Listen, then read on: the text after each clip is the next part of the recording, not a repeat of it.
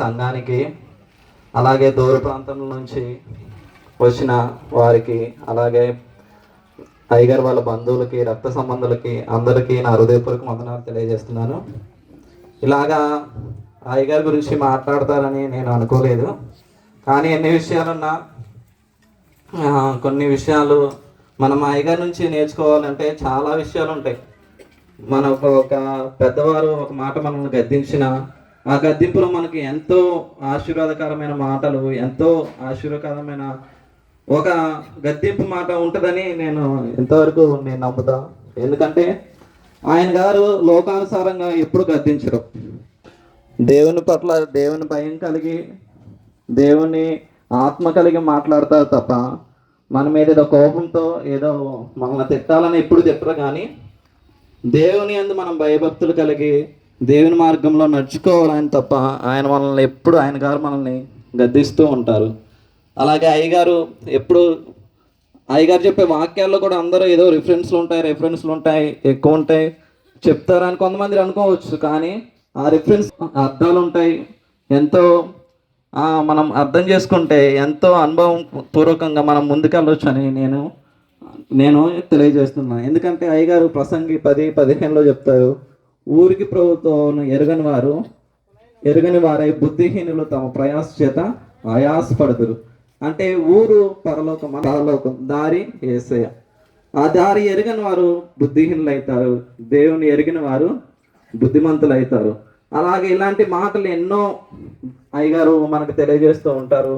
అలాగే ప్రేమ గురించి కూడా ఎన్నో మాటలు మనకు తెలియజేస్తారు.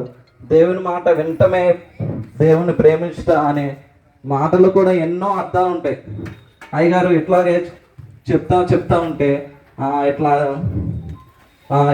కలిసి ఉంటే, అబ్బాయి నువ్వు వాక్యం రాయటం కాదు కానీ, వాక్యం బైబిల్లో రాసుకోవటం కాదు కానీ, దేవుని వాక్యం మన హృదయంలో ఉండటం కూడా ఎంతో మంచిదని నాకు చాలాసార్లు చెప్పారు.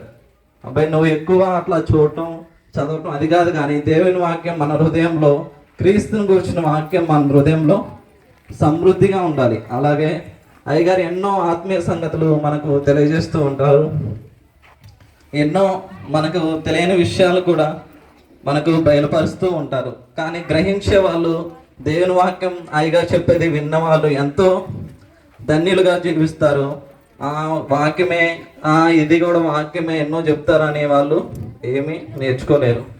బయటకు విషయాలు అయ్యగారు ఏమంటే అప్పుడప్పుడు బయట సేవకుల దగ్గరికి వెళ్ళినప్పుడు వాళ్ళు కూడా అయ్యగారిని ఎంతో గౌరవిస్తారు, ఎంతో మంచిగా రిసీవ్ చేసుకుంటారు, మంచిగా పలకరిస్తారు.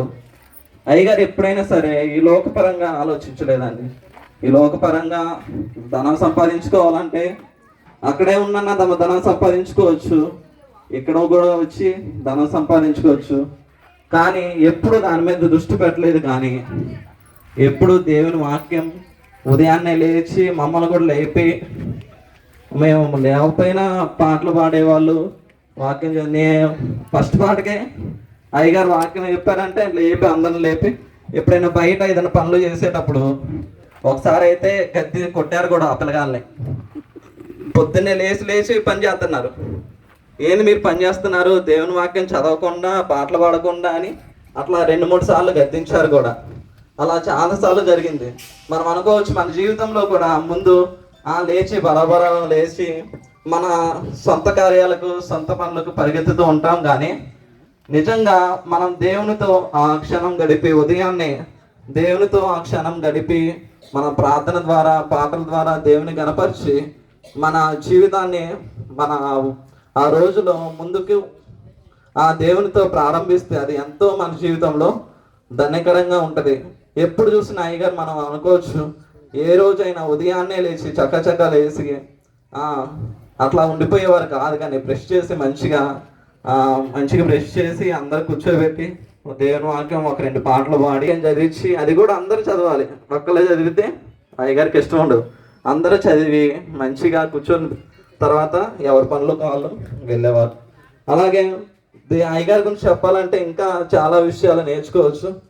ఒకవేళ వృద్ధాప్యం అయ్యగారు మన ఈ కొద్ది కాలం నుంచి మనకి కొంచెం అలా కనిపించవచ్చు. కానీ మనకి ఆత్మీయ విషయంలో మనకు అయ్యగారు ఎంతో మాదిరికరంగా, ఎంతో మనకు ప్రోత్సాహకరంగా ఉన్నారని మనం గ్రహించాలి.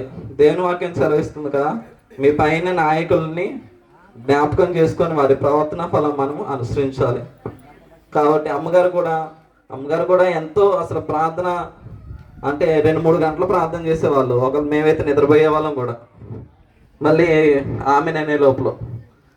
అలాగే అయ్యగారు కూడా తన పని తాను చేసుకుంటూ ఈ లోకంలో మనం జీవించాలంటే ఎన్నో లోకానుసారమైన వ్యక్తులు ఉంటారు, గొప్పవారు ఉంటారు, ఎంతో లోకంలో గనులు గొప్పవారు ఉంటారు. కానీ దేవుడు అయ్యగారిని ఎప్పుడు వారితో అంటే మనం అనుకోవచ్చు ఫలానా వ్యక్తితో జీవిస్తే మనకి అంత పెద్ద ఉన్నతమైన స్థాయి ఉంటుందని అనుకోవచ్చు. కానీ దేవుడు అయ్యగారు ఎప్పుడు అలాంటి విషయాలు ఎప్పుడు ప్రాధాన్యత ఇవ్వలేదు. కానీ దేవుని సేవకులు అంటే, దేవుని బిడ్డలు అంటే, సంఘం అంటే, కుటుంబం అంటే అయ్యగారికి చాలా సంతోషము. చాలా ఎంతో మంచిగా అయ్యగారు మనల్ని రిసీవ్ చేసుకుంటారు. వీళ్ళు నా బిడ్డలు ఎవరైనా సరే, వీళ్ళు దేవుని సంఘం అని ఎంతో అయ్యగారు హృదయపూర్వకంగా మాట్లాడతారు. కాబట్టి మనం అయ్యగారిని ఈ లోకంలో నేను మా నాన్నగారు చనిపోయినప్పుడు కూడా నేను కొంచెం బాధపడ్డా, కానీ అయ్యగారు చనిపోతే ఇంకా బాధ అనిపించింది. ఇంకా జీవితంలో మనం ఒకనాటికి మనం సంతోషించాలి. ఎందుకంటే ఈ లోకంలో మనం కూడా ఈ లోకంలో కొద్ది కాలం ఉంటాము, తర్వాత చనిపోయి మనం ఎక్కడికి వెళ్తామని గ్రహించాలి. ఈ లోకం విడిస్తే నువ్వు పరలోకానికి వెళ్తావా లేకపోతే నరకానికి వెళ్తావని గ్రహించాలి. కిందనున్న పాతాలను తప్పించుకోవాలంటే మనం బుద్ధిమంతుల్లాగా ఉండాలి. ఎవరైతే బుద్ధిహీనులాగా ఉంటారో వాళ్ళు కింద నుంచి పాతాలన్నీ తప్పించుకోలేరు. అయ్యగారు ఇలాంటి మాటలు ఎన్నో విషయాలు, ఎన్నో సంఘటనలు, ప్రతి విషయంలో ప్రతి దాంట్లో మనకు ఉపమాన రూపంగా మనకు అర్థమయ్యే రీతిగా వీళ్ళని ఎలా అయ్యగారు చెప్తారు. ఒక ఇంటికి వెళ్తే నాటుకోడి చికెన్ పెట్టారంట. అయ్యగారికి ఏమో టేస్ట్, ఆమెకేమో సంతోషం. ఆ కోడి ఎట్లా చచ్చిపోయిందో కూడా వాళ్ళకి తెలియదు.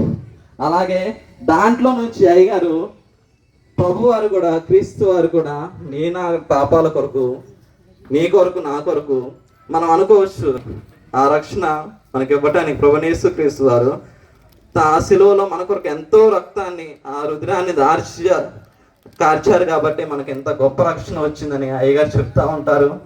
అలాగే ఎన్నో విషయాలు, ఆత్మీయ విషయాలు మనతో పంచుకుంటూ ఎంతో మనం ఎలా జీవించాలి ఈ లోకంలో సోమరులు కాకుండా మంచి ఒక చురుకుగా, ఒక మంచి విధేయత కలిగి ఈ లోకంలో జీవించాలని అయ్యగారు ఎంతో సంతోషిస్తారు. పిల్లలను కూడా మేము అప్పుడు ఉన్నప్పుడు కూడా అయ్యగారు ఏదైతే మనసులో వాక్యం అనుకుంటారో అవి ఫస్ట్ ఎవరు చదివితే వాళ్ళకే పాయింట్ అన్నట్టు అట్లా చెప్పుకుంటూ వెళ్ళేవారు. అలా వినటం వల్ల దేవుడు మాకు చాలా సంగతులు అయ్యగారి ద్వారా గ్రహించారు, చాలా తెలుసుకున్నాము.